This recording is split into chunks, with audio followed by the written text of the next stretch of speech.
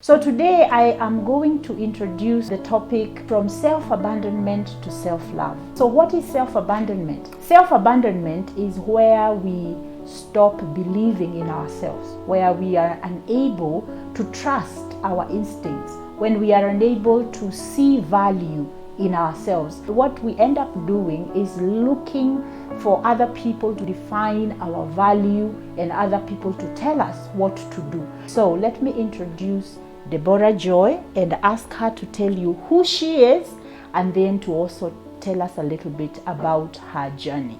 My name is Deborah Joy Juma. I am an author. I'm an inspirational speaker. My journey has been one of abandonment, one of rejection and pain. I grew up with parents who really never cared about me. My dad was very harsh and he used to beat me a lot, near death point. And then my mom was verbally abusive. At some point, my dad deserted the family when I was joining Form 1. For the last 13 years, I haven't seen him. Very painful beginning, isn't it? Yes. Yeah, and then over time, you have written a book. I decided to write to give meaning to my life because I wanted really to understand why children go through childhood trauma, and I wanted to let it out to people to know that it is not okay for you to treat children in a certain manner. It's also not okay for fathers and mothers to hit each other before their children and to hurt their children and to abandon them when they're growing up. Right. Now, what has been the impact of the book?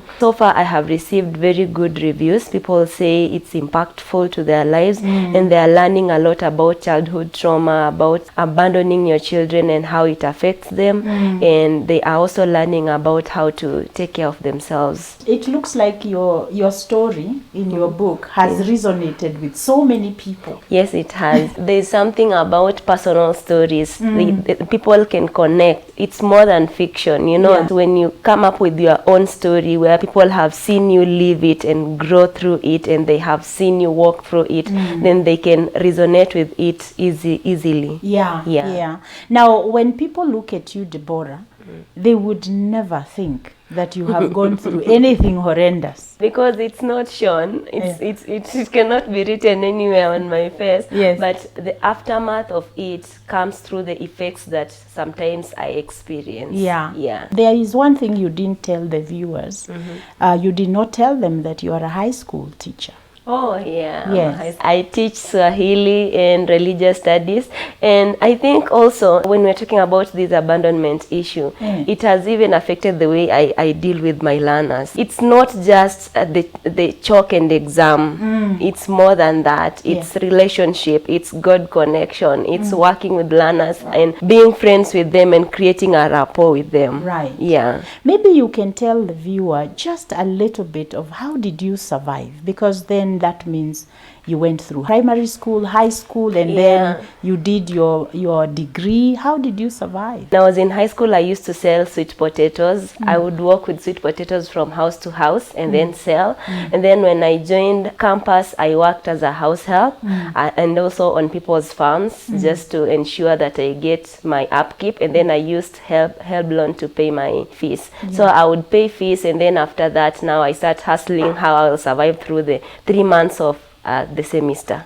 How did you now realize that your childhood was impacting you when you look back? There are so many things that have been happening, codependent relationships and also people pleasing. Sometimes I want to say no, but I just find myself saying yes so that I don't hurt someone. And then sometimes I overdo things for people. I find myself, if I'm supposed to buy something for myself, I even neglect myself and I buy for someone else. And thinking when they get it, they will be so happy and they will love me more and they will accept me more. I have issues with trust.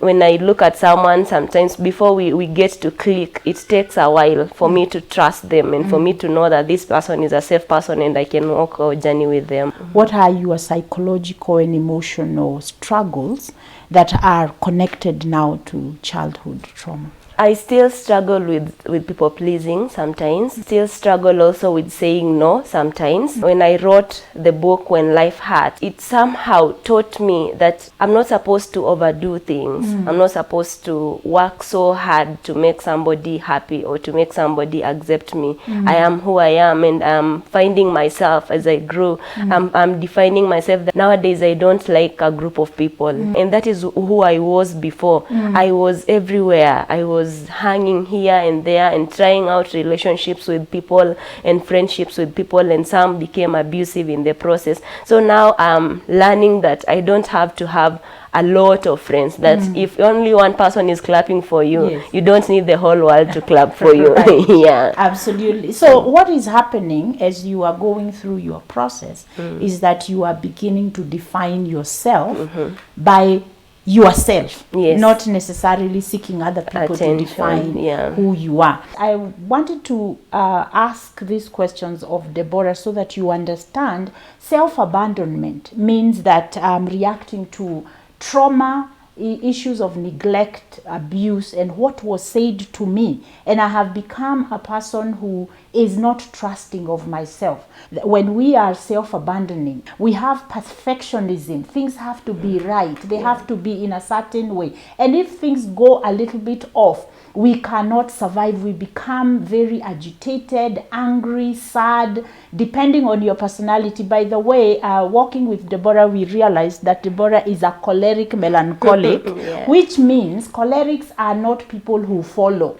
But you see, because of trauma, your real self was suppressed, and now you are surviving through doing what you think other people will be accepting of. Number 2, self-criticism and judgment. You find yourself constantly criticizing yourself. If something happens, it is not your fault, but you own it, that it is your fault. The other one is not honoring your needs. So when you go into where you have to choose between taking care of yourself and taking care of someone else, you are going to choose someone else. And also, what happens when you are really out of balance? You will struggle with anxiety, which is the fear of the unknown, the fear of losing control, and the deep feelings of loss and self-hatred. And so what is going to happen, instead of taking care of yourself, you just give yourself into all these emotions. And so you struggle with what we call self-regulation. Where did that come from? Because when you were growing up, you were not allowed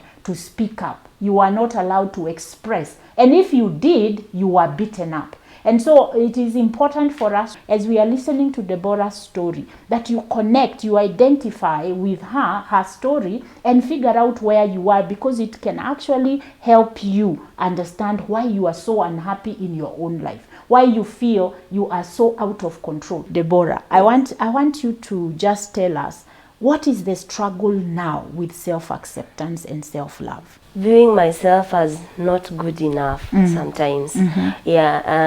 Thinking I would be better in a certain space. I sometimes overwork on myself. I don't want something to go wrong with me. I want things to go in a straight way, you know. And if something messes up with what I have planned and what I'm thinking about, I feel like I'm drowning. We will continue with this series, and I believe that it is going to give you a lot of value.